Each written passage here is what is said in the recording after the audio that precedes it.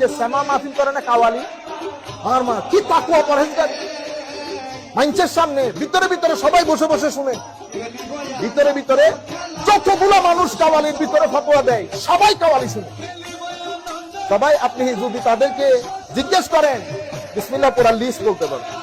মানুষ তো আপনি আপনার মধ্যে সুর ইম্প্যাক্ট করে। এখন তারা দেখতেছে যে এখানে এদের ভিতরে সহজভাবে কিভাবে ঢুকা যায়, সহজভাবে কিভাবে ঢুকা যায়। যেমন আমি সারাদিন ওয়াজ করলাম, আপনার মনে কোনো কিছু নরম হইল না, কিন্তু একটা বিচ্ছেদের কালাম পরে আপনার ভিতরের জগৎকে ব্রোকেন করে দিয়েছে। আপনি 13 পান নাই, আপনার চোখ দিয়ে পানি পড়তেছে। আমি বেচারা 4 ঘন্টা ওয়াজ করছি, নিজেরও নাই চোখের পানি, মানুষেরও নাই চোখে। আরেকজন কিছু করে নাই, আরেকজন কিছু করে নাই, কি একটা বলছে সেও কাঁদে, মানুষও কাঁদে। আপনারা বুঝতে পারতেছেন? সেই কারণে হযরতে দাউদ আলাইহিস সালামকে আল্লাহ মুজিজাই দান করেছেন সুর। মুজিজা কি? সুর। কেন? সুর ইম্প্যাক্ট করে অনেক বেশি।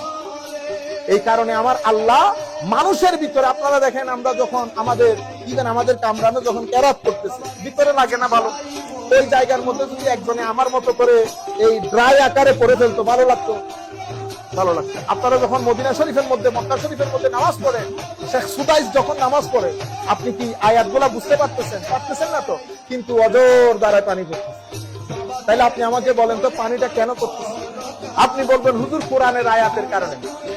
আয়াতের একটা ইম্প্যাক্ট আল্লাহর কালামের আছে, ঘায়েল করে ফেলেছে আপনাকে কিসে? সুরে। আপনারা বুঝতে পেরেছেন? সেই কারণে একটা তো জাগার তাসির থাকে, হেরেনের তাসির আর এখানকার তাসির কখনো এক হবে না।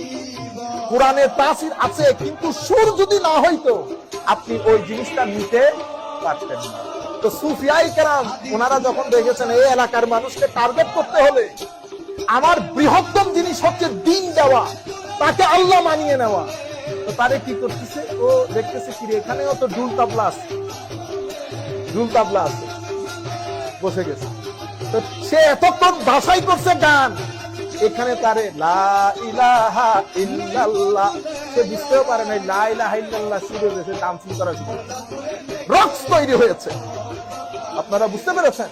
এবং ইথিওপিয়ান সাহাবায়ে কেরাম এসে আমার নবী যেই তারিখে রবিউল আউয়ালের 12 তারিখ হিজরত করেছেন, হিজরত তারিখে এসে মসজিদে নববীর দরজার মধ্যে সাহাবায়ে কেরাম রক্স করতেন। রক্স মানে ইংরেজি রক্স, এটা হাদিসে পাকের শব্দ কি? ওয়াহুম ইয়ারকুসুন, মুসনাদ আহমদ, ইমাম আহমদ ইবনে হাম্বলের হাদিস।